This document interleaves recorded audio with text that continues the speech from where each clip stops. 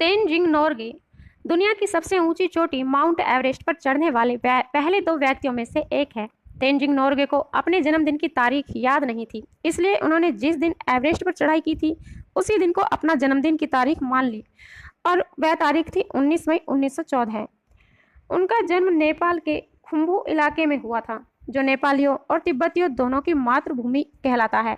नोर्गे का बचपन में वास्तविक नाम नामग्याल वांगदी था, लेकिन बाद में लामा भिक्षुओं के कहने पर उनको तेनसिंग नोर्गे नाम दिया गया। उनके पिता का नाम घंगला मिंगमा और माता का नाम डोकमो किंजुम था। तेनजिंग अपने 13 भाई बहनों में 11वें स्थान पर थे। उनके पिता याक से सामान एक जगह से दूसरी जगह ले जाकर अपना जीवन यापन करते थे। इतने बड़े परिवार को पालना तेनजिंग के पिता के लिए बड़ा कठिन था, जिसके कारण बड़ी मुश्किल से उन्हें 2 वक्त की रोटी मिल पाती थी। तेनजिंग अपने बचपन में 2 बार घर से भाग गए थे। तेनजिंग को बचपन से ही पहाड़ों पर चढ़ने का शौक था। नोर्गे 1930 के दशक में 3 बार पर्वतारोहण करने वाले ब्रिटिश अफसरों के लिए बोझा ढोने का काम करने लगे। धीरे धीरे उनका एवरेस्ट पर चढ़ने उतरने का अभ्यास हो गया और कई पर्वतारोहण अभियान में हिस्सा लिया।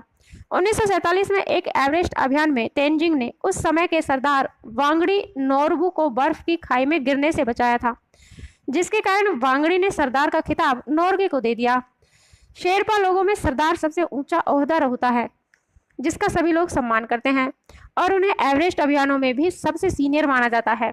पहली बार 1952 में गंभीर प्रयासों के फलस्वरूप रेमंड लेबर्ट और तेनजिंग नोर्गे 8,585 मीटर तक पहुंचने में सफल हुए, जो उस समय सबसे ऊंची चोटी तक पहुंचने का रिकॉर्ड था।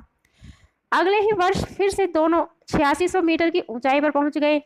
इस अभियान के लिए उनको एवरेस्ट अभियानों की आजीवन सदस्यता मिल गई थी, जो उस समय पर्वतारोहियों के लिए सबसे बड़ा सम्मान हुआ करता था। 1953 में तेनजिंग ने जॉन हंट के एवरेस्ट अभियान में हिस्सा लिया, जहां उनकी मुलाकात एडमंड हिलेरी से हुई। 29 मई 1953 को एडमंड हिलेरी और तेनजिंग नोर्गे ने एवरेस्ट पर विजय हासिल की थी।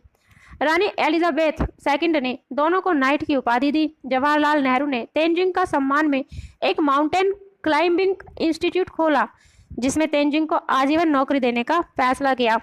तेनजिंग ने 3 शादियां की थी। 1986 में भारत के पश्चिमी बंगाल में तेनजिंग नोर्गे का निधन हुआ था।